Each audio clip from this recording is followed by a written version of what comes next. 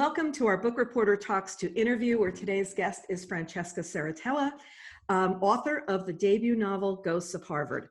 I was lucky enough to read this book over the Christmas holiday, a very early bound copy, and I'm so excited to be talking to her about today. This is going to be a Book Reporter Bets On selection, and it's just a really brilliant debut, and I'm so interested in just finding out how she came up with the idea, the research, etc. So welcome, Francesca. Thanks for joining us. Oh, Carol, thank you for having me. Thank you for your kind words. This is my first interview for my first novel, so I'm just bubbling over with excitement. Thank you.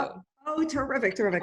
So if you could start by just giving us an overview of Ghosts of Harvard, just to get readers on the page of what it is. Yeah, well, Ghosts of Harvard is really a family story. It's a lot of different things. I tried to write a book I hadn't read yet, but at the heart of it is a young woman named Katie Archer who has just lost her older brother, who she adored and looked up to suicide. And he had, late in his life, had struggled with schizophrenia while a student at Harvard University and sadly died there. Then when she gets in, she makes the decision that how can she not go? There are so many unanswered questions. How did this happen? How did this brother, who was her North Star, make a decision she can't understand? And she feels like the answers must be there. So she decides to attend herself, much to her parents' heartbreak and difficulty, but she has to try to unravel the mystery of his final year, and of course unravels more than she thinks. I mean, she starts to hear voices herself, and then the new question is she suffering from mental illness like her brother, or could the voices be something else? Could she be hearing ghosts? And that's really where it gets really wild, and you see it develops into something really, what I hope is a layered and emotional story. It is. Believe me, you deliver a very complex and emotional story. And there's so many different layers to the book. In fact, somebody was saying to me, what genre is it? And I said, Yeah. It's a thriller. It's a little bit of this, it's a little bit of that. And that's what I think made it so interesting. One thing that a family who's had the blow after a suicide, like after they've been through this to deal with, it's what defines their family after that. And for Katie, there are still a family of four in her head. She's still a family of four with one person missing. So there's a lot of deep ramifications. Did you look into how families cope after something like this? I absolutely did. You know, I just read any news story, and tried to get those personal accounts. I absolutely never interviewed or asked anybody. Nobody's grief belongs to me in that way that I would have pried or wanted to, ask me to, but I sort of researched it more indirectly. And it was very clear to me, I mean, something that was clear before any research and before I started the book, was that a tragedy does not affect just one member of a family. Mm-mm. These are, it's a unit, and it has a dynamic and a balance. And as you say, it's never going to be a family of three. It will always be a family of four with one chair missing. And that's in any kind of death, but suicide in particular is such a complicated grief. They call the family members and immediate family members of a suicide victim suicide survivors. Mm-hmm. It's unusual that term doesn't mean that just somebody who attempted suicide but survived. It's actually for the loved ones, and I think that it's so apt. It's a peculiarity of language, but it really reflects just how intimate a loss that is. Mm-hmm. Sadly, suicide is something that many families have hit on. Was there something that led you to actually put this in the book? Was there some kind of moment in your life that said, wow, this is a story? There was. I mean, even growing up, I had lost classmates to suicide, but when I was really too young to engage with it. And then it happened at Harvard. I went to Harvard myself, and when I was a junior, a young man who was in my dorm a year below me sadly took his own life. And it was just such a shock. He wasn't a close friend, more of an acquaintance, but he was somebody whose face I was used to seeing in the dining hall, give a little head nod to, a wave, and most poignantly, someone who you never have thought was suffering. Mm-hmm. That's the difficulty of mental illness. If somebody is suffering from a physical ailment that could be terminal, they look ill, and it it's so clear that that person might need help or needs comfort or needs support, but mental illness is invisible to so many. So it was very shocking. I felt that, all my classmates were upset, but again, it's so complicated, and we don't, I feel, as a society and as a community, really educate people enough so that a community has the vocabulary, has the protocol, knows what to do to comfort one another during a suicide. So we kind of err on the side of what I think people consider as discretion, but ends up being just silence and isolation. And so as acquaintances, I think we compartmentalized, and as fellow students, we compartmentalized. But then he had been a musician. And a year later, I remember reading in the Crimson, the Harvard newspaper, a little piece that said his little sister had learned guitar in that year interim and had come to Harvard's campus and played a tribute to him. Wow. And it suddenly struck me that, wow, we all kind of thought, oh, that's painful, that's difficult, I'm going to try and make a little wall. But for the family, that's not an option. And I just thought, I tried to learn guitar, you tear up your fingers. I mean, it was a true labor of love, but also I imagined how intimidating it would be to come back to the campus where he died. And it was just so touching and moving to me, but also I realized what was that year for her? And that's really what inspired the book. I do want to be really clear that the book is not based on that instance or that family or based on anyone real, but it's based on that love. But did you always know you wanted to set a book at Harvard? I mean, you spent 4 years there, 4 years there? I did. I went there undergrad. Absolutely not. No, I didn't. I didn't think of that, but when I started this book so long ago and I had the idea for it, in a way, it felt like my only area of expertise was college. Of course, the journey of life and of writing a novel has a life of its own. It took much, much longer. But then I couldn't stop thinking about it. And in a way, because of all these, when I started thinking about loss and suicide and that school in particular, I think it's true for a lot of universities. It's certainly true for Harvard that college is simultaneously always about potential. It's your launch pad. It's, youth and education opportunity. And you're so close to that adulthood. So it's like, feels very like, oh, this is the last step of my school, of my childhood, and it's going to be all forward thinking. But also Harvard is a school that is obsessed with its history. It is weighted down by so many legacies of famous graduates going back. I mean, the school was founded in 1636. It predates the founding of our nation by over 100 years.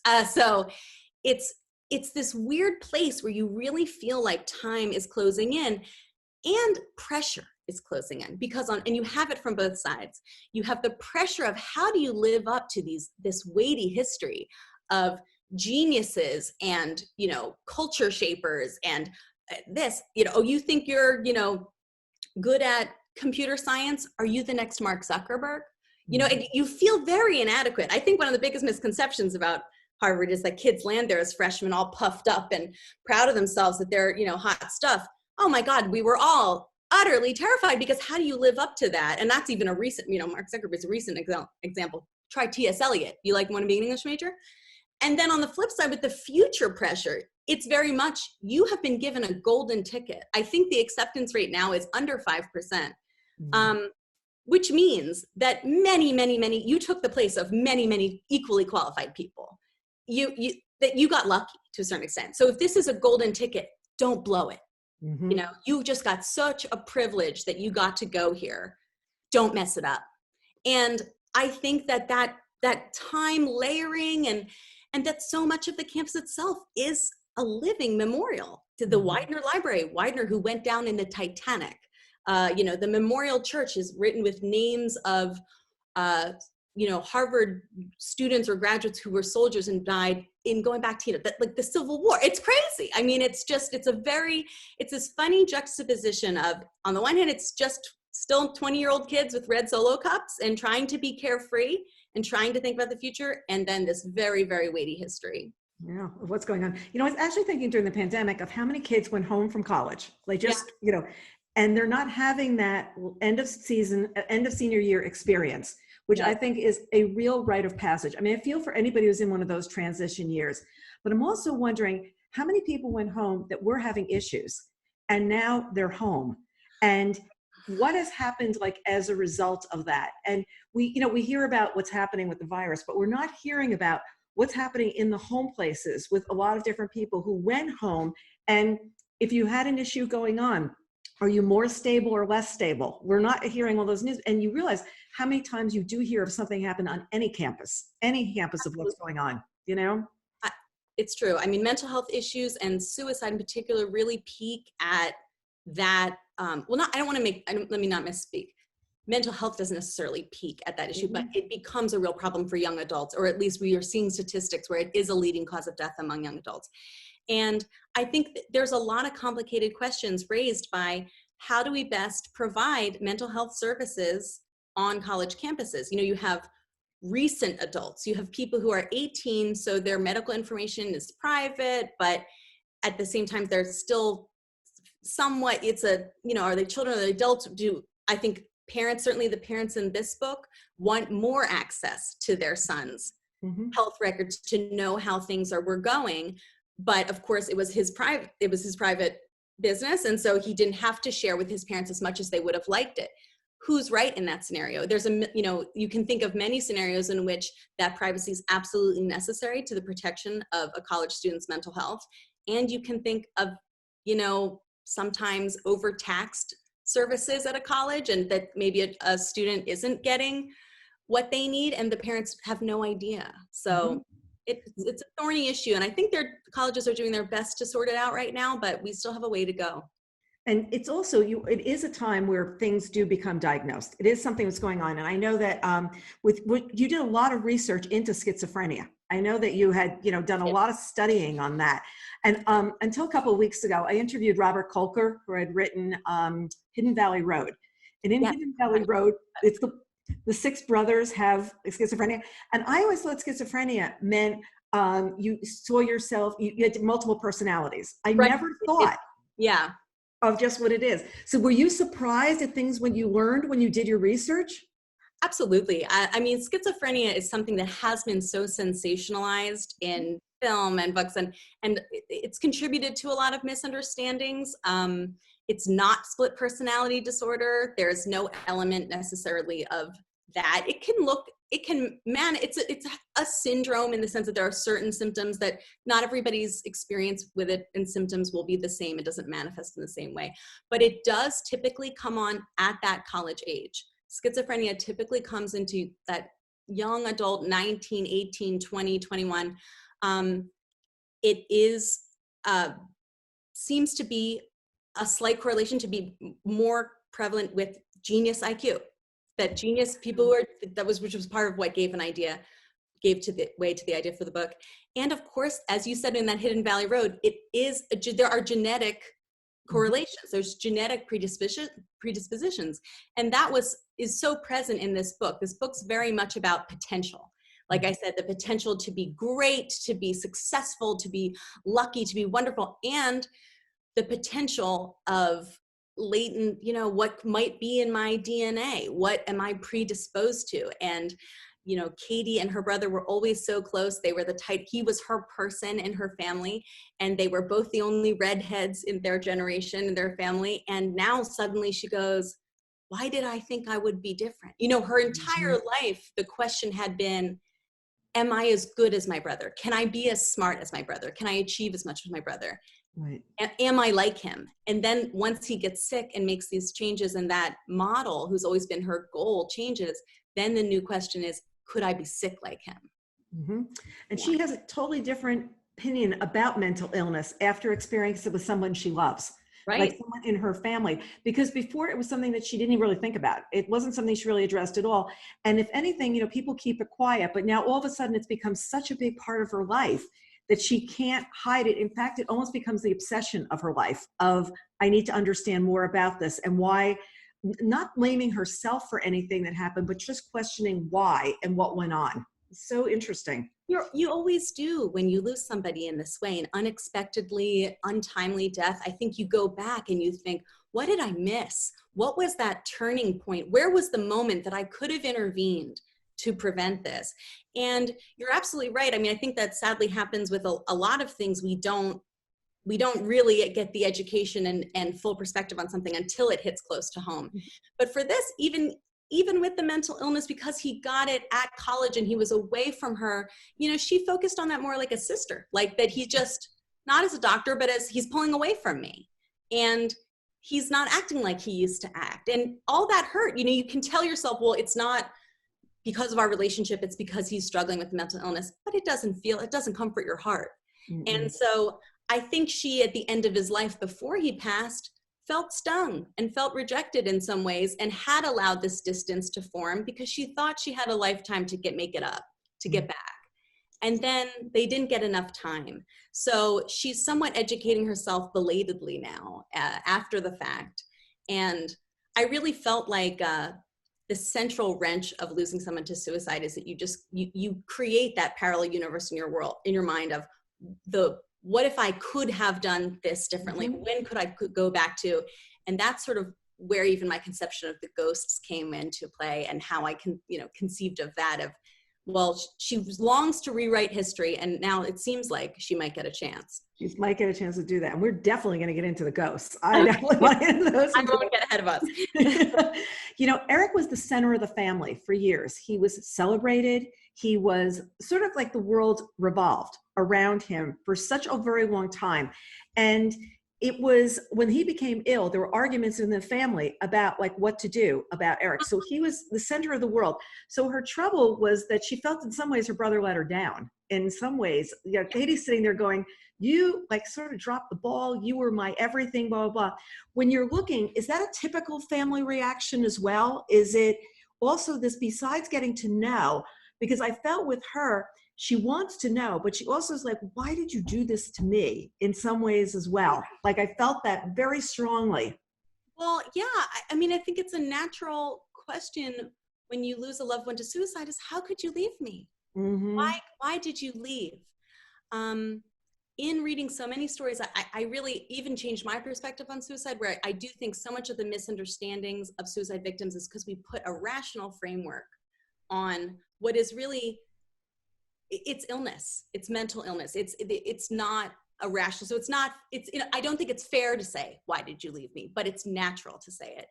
I don't know if there's any typical reaction. You know, every family is unique and every family has a unique dynamic, but you're absolutely right that this family, you know, like so many, we sort of get assigned roles, and we get assigned them very young. And he was the first boy, and he was brilliant and funny and eccentric and awkward, but so he was the center and she was very much the second. And instead of rebelling against that or disliking it, she was comfortable in that role. She was comfortable sort of being his supporting act and looking up to him and adoring him. And it had an equilibrium. And then when he gets sick, and then when he passes away, the balance with everyone is thrown off. You know, you might not notice or not mind that you're not super close to your parents when you're super close to your brother. Then you don't have the brother, and you're left with these, it's like, what do we have in common? We used to always talk about him. We used to all react through him. And I think a lot of families can relate to that. You know, sometimes the roles we get assigned are helpful, sort of, you know, scaffolding to build our identities. And sometimes they can become really toxic kind of prisons of, is that true? Am I not as good as him? You know, am I, that's the kind of stuff you have to work out in therapy later of what is the role assigned really the role I'm meant to play. But so I think in that way, this family's going through is relatable to many people, even if they haven't lost anybody. Yeah, they have really tight bonds. They have a habit of leaving each other notes, little secret notes. Yes. And the other thing is she wonders, and I love this line, of who's going to save her now that he's gone, because he was also so much of her protector. And I thought that kind of play into the relationship as well was, I'm sort of like without my anchor. I'm without my lifeboat right now because he was it. Absolutely. And when she applied to Harvard, he was alive there. And even though he was dealing with mental illness, she kind of thought, well, maybe we'll get to be closer back to normal when I'm there. And I'll have this big brother who will show me around, and he'll have already been there. And she's always been Eric Archer's little sister.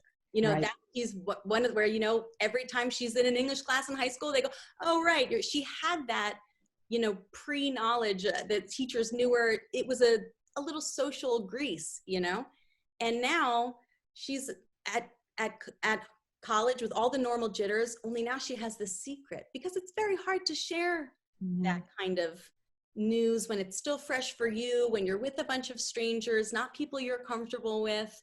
And like I said, sadly, I think when we don't know what to say, we pull away from people. And I really hope that changes over time, because I think that families who lose somebody to suicide are really unfairly sometimes have to deal with it in a more isolated sense. And we've seen over and over again that grief really benefits from community. Yeah, from people that are being there for you. So are you an only child? You're an only child? I'm an only child, yes. And this is something that really intrigued me. The sibling relationships that you write are so strong about siblings. And I said, wait a second, I think she's an only child. Did sibling relationships always intrigue you? Did you always want a brother? I mean, I actually admit I have a younger sister and I wanted a brother between us, but we're 13 months apart. So that was never going to happen. Yeah. I always wanted a brother, but I'm just really curious. Yeah, my editor said the same thing. She was, you don't have a sibling? I just thought for sure, which is very flattering. I'm glad that it came through. I think, what do we know better than that which we want but don't have, right? So to a certain extent, I've always been fascinated with siblings. To a certain extent, as a kid, whatever you have is normal. So I didn't wish over much, but when I did fantasize about a sibling, it was always an older brother, because of that protective, and my parents, the reason I don't have a sibling is because my parents didn't stay together long enough. They were divorced by the time I was 2. And I think, going through all of that and the 2 homes and that shuttling on my own, I probably really wanted somebody to be protective and brother versus, instead of a sister, it's not competitive. It's just I had a very romanticized, I'm sure, naive version.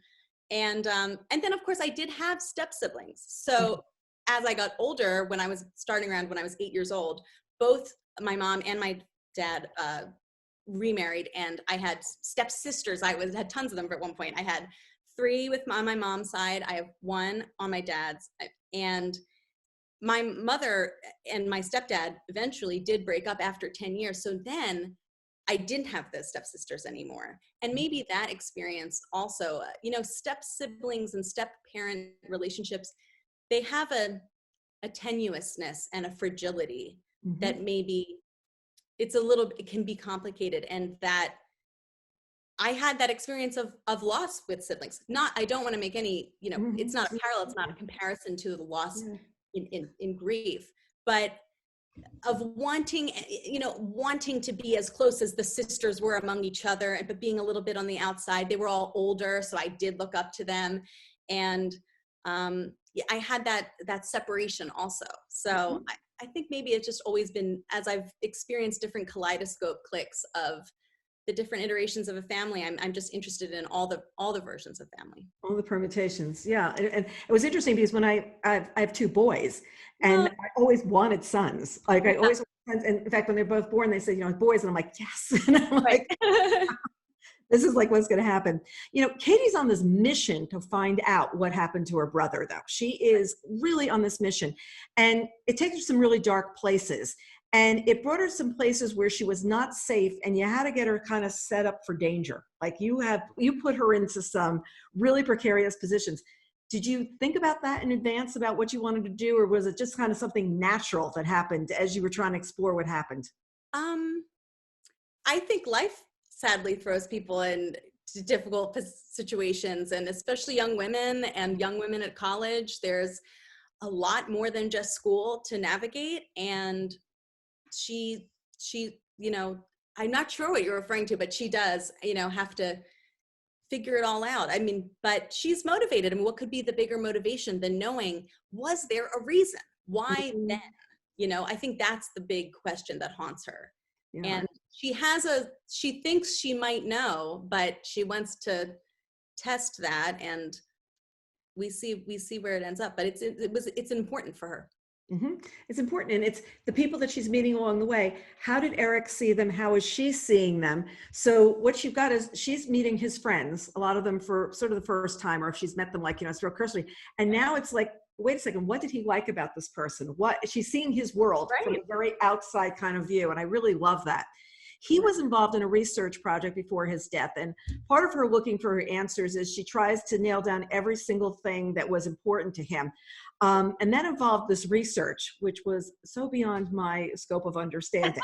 So my question is, did you do a lot of looking into, you had to learn, something about the research that he was exploring. How many months was that? Oh, right. I mean, physics. Why did I choose physics? It was not my strength in college, but I'll tell you why I chose it, because it's fascinating. It's math with the most spiritual dimension. That's really how I think of quantum physics. And I did do a lot of research. You do not have to have a mastery of the topics to enjoy the book. I don't have anywhere near a mastery of, and I wrote the book. But all you have to do is have an imagination, because there is nothing that you can imagine that a physicist has not already taken very, very seriously. Truly, it is stranger than fiction. And I was really influenced by Lisa Randall's book, Warped Passages and Knocking on Heaven's Door. And there, it is basically agreed upon scientifically in the quantum physics community that there are many, many multiple dimensions which we cannot perceive. That in the universe, there is dark matter, which is matter that we know is there, but we can see they can see indirectly in calculations that there's something there. We still can't figure out what it is. And it is the vast majority of matter. I forget the exact stat, but it's like the majority of matter is dark matter. So the universe has its secrets. And I became really interested in how that parallels how we think about our paths and timelines and space-time and even conceptions of God and the afterlife. There are, Lisa Randall believes in, compactified universes where space-time is folded over.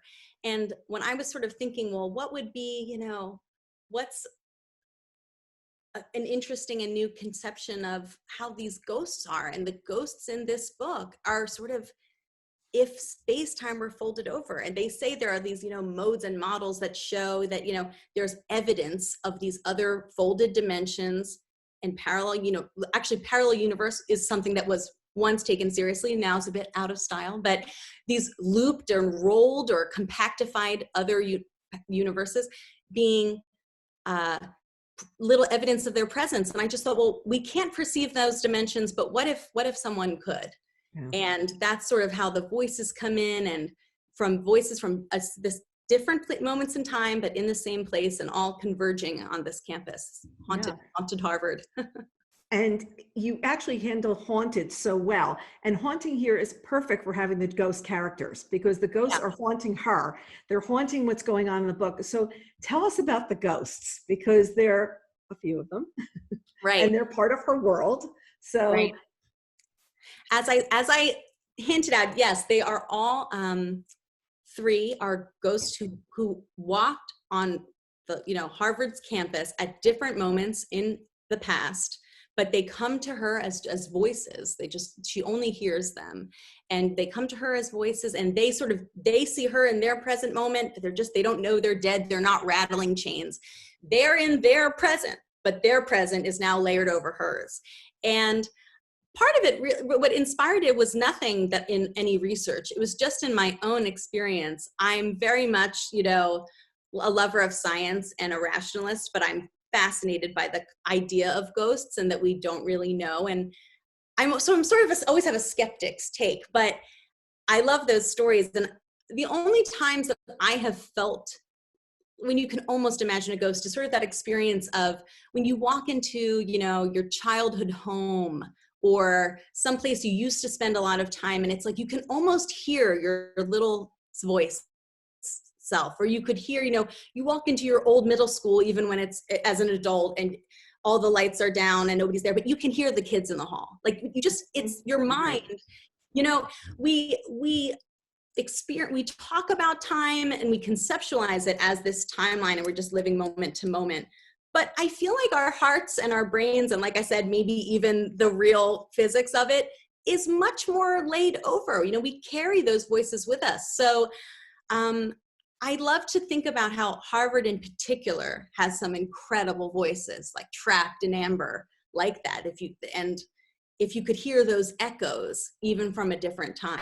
So that's how I thought of them. And yeah, and she sort of meets them each at a turning point in their life, which sort of evokes that fantasy, like I said, about if you could go back into the life of her brother and find that turning point where she could set it straight. So it initially seems to offer that opportunity of, if she can figure out where they're headed, maybe with the benefit of hindsight, maybe she can redirect it or, you know, absolve herself and give an opportunity of redemption. But of course, it isn't that easy. No, not at all. You also just touched on slaves at Harvard, and something that it's more recent than people are talking about this, but it's also part of the history. And it's part of the history that, you know, as we rewrite history, everybody would like to rewrite this part out. So tell us a little bit about that as well, because I confess that was not something that was on my radar before. It wasn't on anyone's radar before, because ironically, this isn't that people were trying to rewrite it out. It's that it started rewritten out. Like it was already just omitted. It was a glaring omission in Harvard's history that is just now, I think as recently as 2016, sort of been unearthed and and Harvard's really has been open about it and wanting to give tribute to the 4 enslaved people who were enslaved at the Harvard president's residence.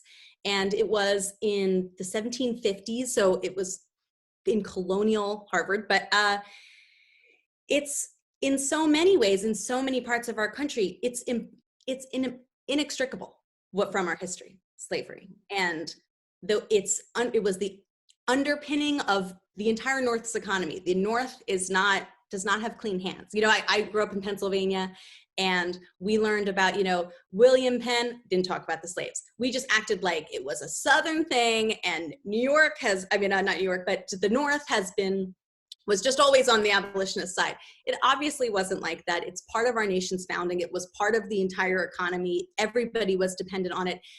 In addition to just being dependent on the money, it was also just in a smaller scale, or a more home scale in Boston at the time. And I think it's important. It's the truth. Mm-hmm. It's important because it's the truth. Right. So at that point, you don't have to debate it. You don't need to debate the merits. It's true. And I think it's important. I wanted to feature it in this book because it's true, and to remind everyone that, and as I said, remind myself, I learned it too, that the hands that built Harvard, this institution that is known for being so progressive and powerful and forward thinking, you know, the hands that built that were not all just white privileged men. Mm-hmm. And to pay tribute to those people who did. Yeah. And I confess I didn't know much about it. I went and read some more after reading the book, because it's something that just wasn't on my radar. The other thing that happens is social media plays a part in Katie's, like, trying to figure out what's going on with her brother. Right. And she goes on this quest to, like, you know, if I can get into his account, maybe I can see this, maybe I can see that of what's going on. So social media is like so prevalent today. And we have this false view of who everybody is and whatever. Right. So what are the things you like about social media, and what are the ones that really make you crazy? Well, we are all leaving this long digital trail of clues, and that's what Katie is, you know, picking up on. But as you so rightly say, what's the veracity of those clues? You know, how representative is anyone's Instagram feed from their real life? What do I like about it? I like that I like the record keeping aspect, you know, that you can see how far you've come. You can see old memories. It can keep you, I love the connection. I mean, look, right now we're all quarantined alone. I'm at my mother's house in rural Pennsylvania. I don't see a soul most days. And normally I live in Manhattan. So it's a huge shift, and I'm so incredibly grateful for social media that I'm able to keep in touch with friends and strangers and just have that sense of community, especially in the book world. So I love that connection. What I don't love is the false perceptions and really the mental health repercussions of that. Mm-hmm. I think I can't even imagine how hard it must be to be 13 right now. Mm-hmm. Me too. With the pressure, I mean, I'm 34 and the pressure I feel to put on like an attractive photo on Instagram, and I'm an author. I mean, my whole life is words and content, and I'm an adult with a pretty healthy self-esteem. Struggle like all women, and even for me, it can make me feel a little spirally to see everybody looking so beautiful or all married or this or that, whatever comparison, comparison is the thief of joy, I think is the expression. Well, how are you supposed to hold up against that when you're a teenager or a preteen as young, I'm sure it's even younger now.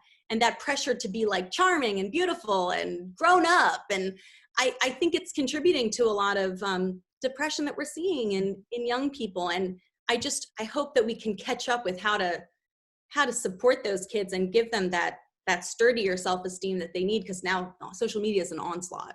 So I don't love that. Well, the one thing is during the pandemic, we've seen a lot less selfies. A lot fewer selfies are going on. I've noticed that. The other thing I said, though, is it would be a lot more isolating without it right now, because you can reach out to so many more people, which is wonderful. But I say I would not like to be young, and I would not like to be a young mother, because I think the pressure on people to have these perfect lives, like no children ever cry. No one's ever unhappy. Everything is always swimming in perfect. And I think when she's going back and she's looking at what's going on, who are these people her brother knew? Like she's not trying to like look through there and say, maybe if I find them, I'm going to get out, I'll get the answer. Maybe I'll get what's going on. But you realize what she's seeing there, is that real? Is that because at the same time he was struggling, and that never appears on the page. Right. I mean, I think that's an ever-present question with especially with this character and what they're going through. He was secretive, and so that can only be amplified and even exploited in our digital selves. Well, there's another expression that you had in the book, and it was pertaining to something in particular, where it says the expression "pulling out all the stops." I did not know what that meant until I read this book, and I was like, "Wait a second." So, if you could just tell everybody what does that mean? Where did you get it from, and why did you include it? Because I just thought there are these little like sprints throughout the book that I'm like, that was so interesting. Oh, I'm so glad you enjoyed that. Yeah, I have a scene in the book where Nikos who's a student who used to be a brother's friend who Katie meets, he plays the organ in the Harvard's Memorial Church for U Choir. And I actually had a friend who did that in real life. And my friend told me that they sometimes had midnight rehearsals for the organist because the students were so busy and they didn't have time, so that his rehearsal session for him to practice the organ music in the church was like 11:45 at night. And I thought that was so crazy, so I had to put it in the book.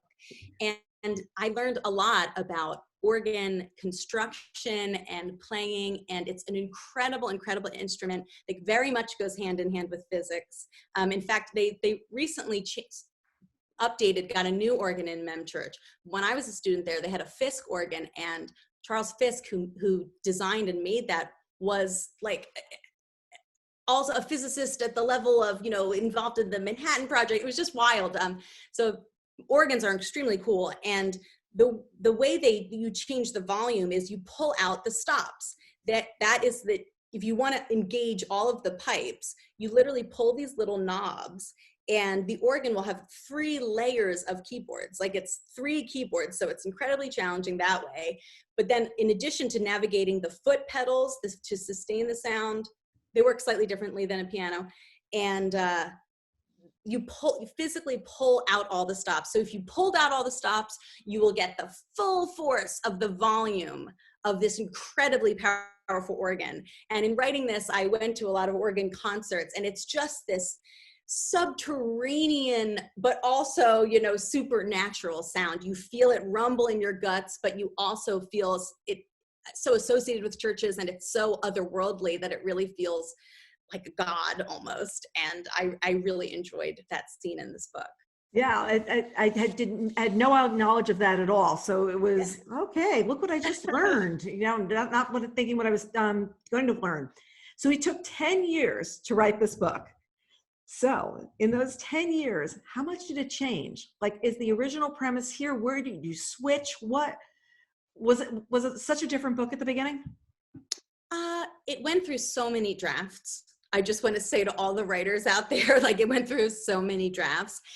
The central vision was pretty similar. There were a subplot that I don't want to spoil that wasn't in there. So a certain kind of the mystery in the book changed, but my feeling about that the ghosts would be these 3 iterations of potential thwarted or potential destroyed, that turning points, like that feeling that I wanted to get at about the way we have this expression, hindsight is 2020. And I really want to kind of challenge that in this book. I think sometimes when we look back, we are still humans when we look back, and we still, inadvertently cherry pick memories, or we don't know what we don't know. And it's really a book about how we need other perspectives from other times, from other people, from other places, in order to get a full picture.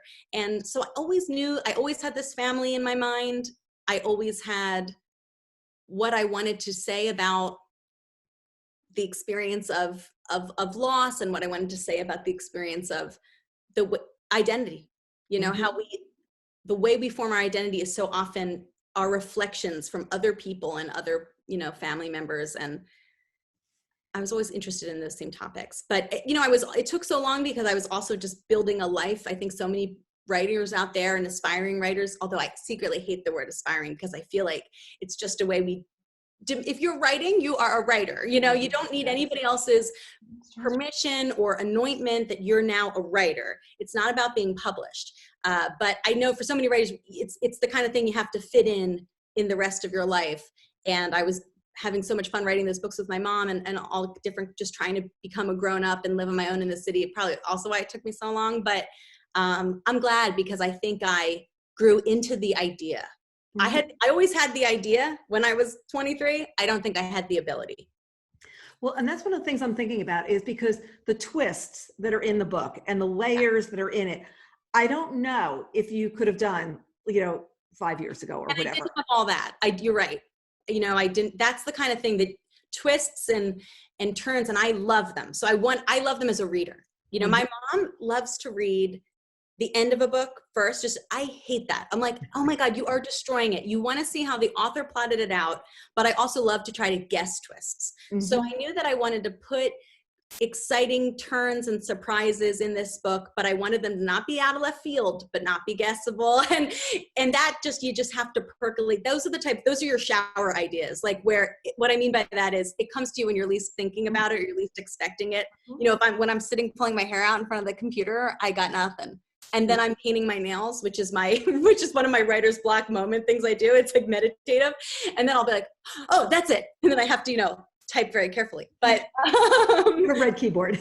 Yeah. So it benefited, this book benefited from all the, barrel aging time that it had, I think. Yeah. No, definitely. Because I think it was a much more mature book than you could have written, at that time. Like, back. It was like more the reading that went on. I love the ending. I'm not going to spoil it for readers, but by saying why. But I just appreciated the ending. And I think that's the best way to put it, is I appreciated how it wrapped, because it could have gone in so many different directions that so many books do go in, and it didn't. And I think that's a huge credit. I'm so gratified to hear that. Thank you. Yeah, it was just, there. So we've got this cover, which has got the ivy and the brick that definitely inspires that it was at Harvard. And you get a feeling that something sinister is behind that wall. Was there a lot of discussion about the cover? Did you know what you wanted? Did they know what they wanted going in? That is such a good question. So, like I said, I had this book in my heart and my computer and my drawer for so long that I'm a doodler.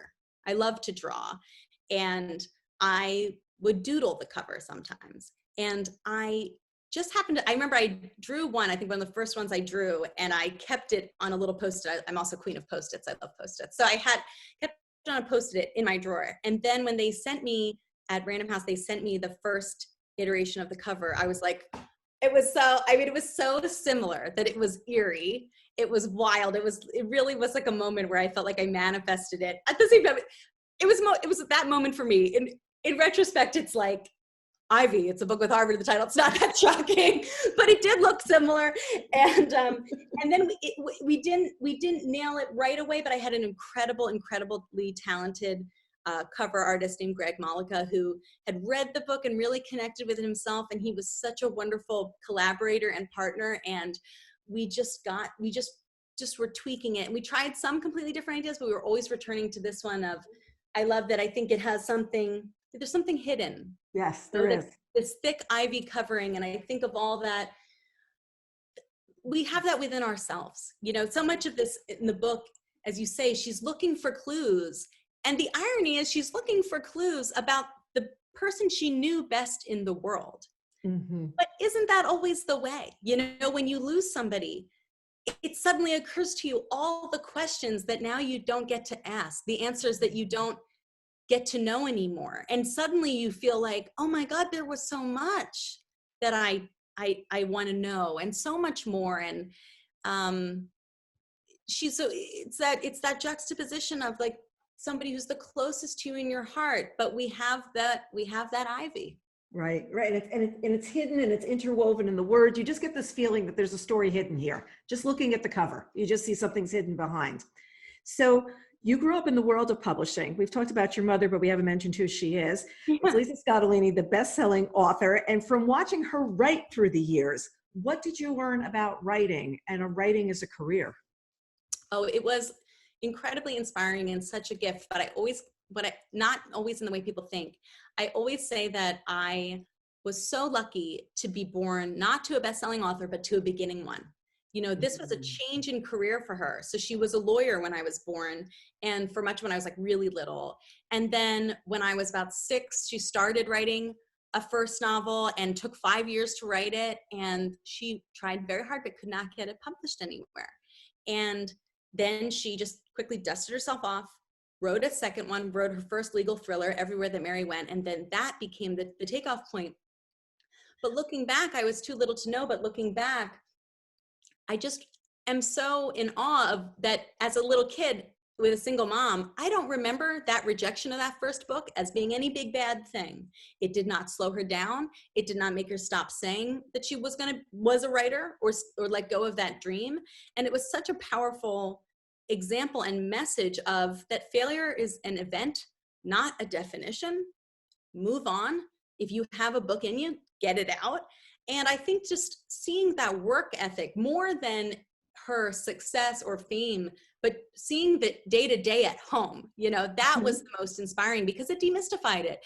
I think so many people have wonderful books inside that maybe they don't get out because it's intimidating. It's like, how does this book become a book on the shelf?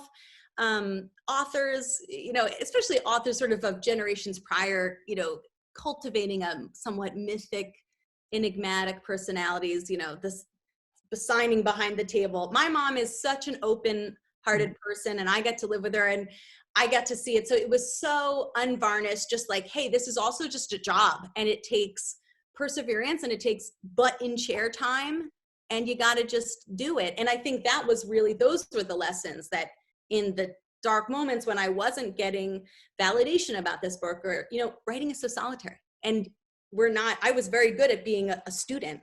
I wasn't that great at it when you're not getting any grade and you're not getting any, you know, hey, good job, keep it at. And I also had my moments of rejection with this book too, but to push through. And so that was why it was so great to grow up with her. Yeah. And she's got this, you know, can-do spirit. We can make this happen. We can get this done. We can do this. But, you know, during those 10 years, you also wrote award-winning nonfiction. I mean, you also have, you know, through the years, this is a novel for you, but you wrote, you know, short essays. You write humorous essays. Right. This is a complete change of pace. What do you like about writing humorous essays? Because you still do it. But, you know, what do you like about that? I always think, you know, laughter and pain are always really just, the difference is time, right? I didn't invent that. There's some expression like the difference between tragedy and comedy is time, which I think what they mean is that if you have perspective on something painful you went through, you can make all manner of jokes about it.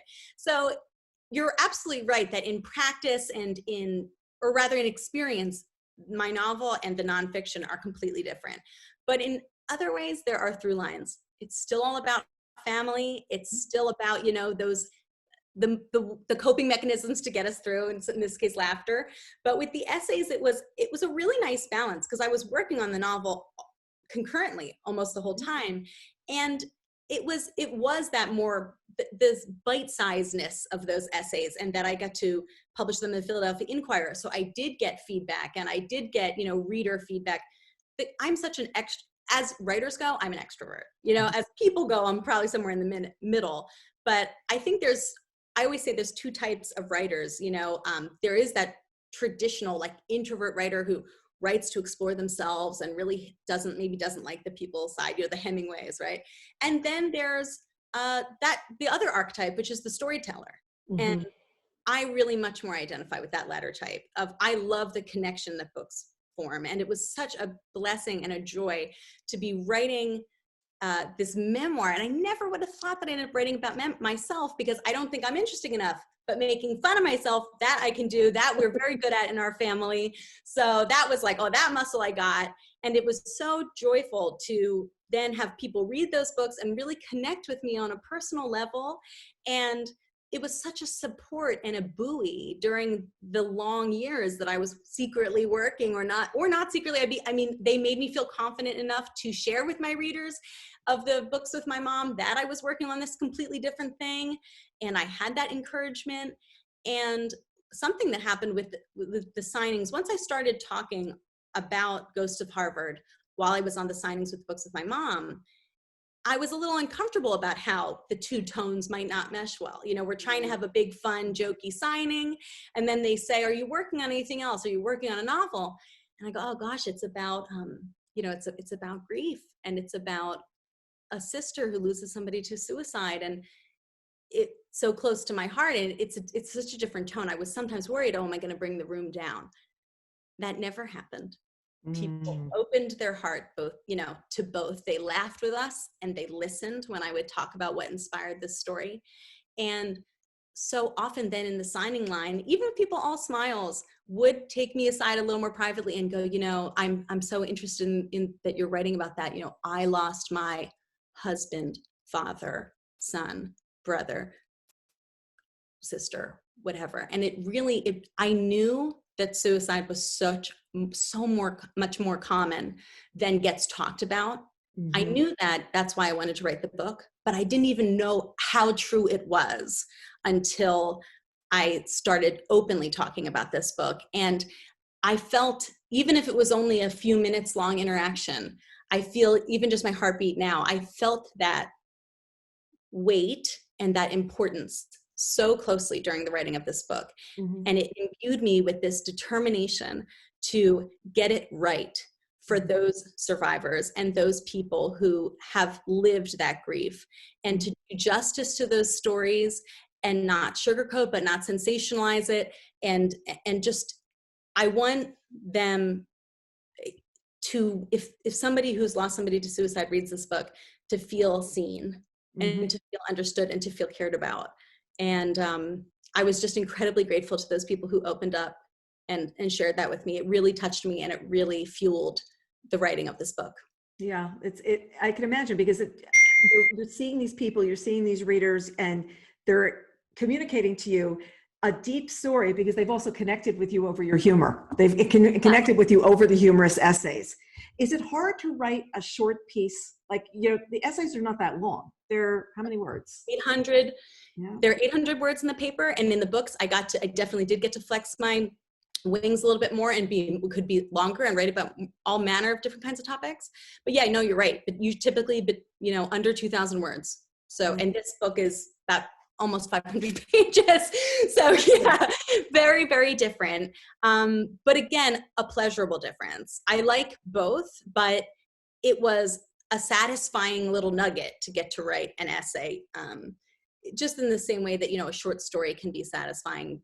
Although I think short stories are harder than the essays, because short stories, I find it's always hard to calibrate. It ends up being like you need to conceptualize a vignette, but it's a little deeper than a vignette. It's not quite a novel. Yeah. So It'll be self-contained, completely self-contained. Whereas with the essay, you can get the thought in your brain, and there's another one, there's next week. right. I can write that one next time. Although I will, and I also say that the word count pressure, it's inevitably, so every single time it's hard for me to cut down to the word count for the newspaper. I always go on, but you know, they always say there's some like editing quote that's like, if I'd had more time, I would have made it shorter. That, and I think in that way, it was a really great learning period and time to make it concise and economical and make it count. And that's something I've seen in the authors that I admire most in the world. And that's something I really tried to do with this book. This book is, it is long. I think it's meaty, but all of my revisions, like I told you, it wasn't about, oh, changing this concept. No, it was making it tight and making it, you know, so that it reads quick and try not to waste a moment of anybody's time. Yeah, they have to move along. I'm reading something in manuscript right now, and it's too wordy. I'm on page 200 and nothing has really happened. And I'm like, something more needs to have happened than everybody just talking to each other, you know? And you just get to that point. Really draft is like that. Yeah. It's like, cause you have to figure it out yourself. And at first you write it and you're like, but you know, you have to realize that if you've already figured it out and you're still explaining it, the reader's already figured it out.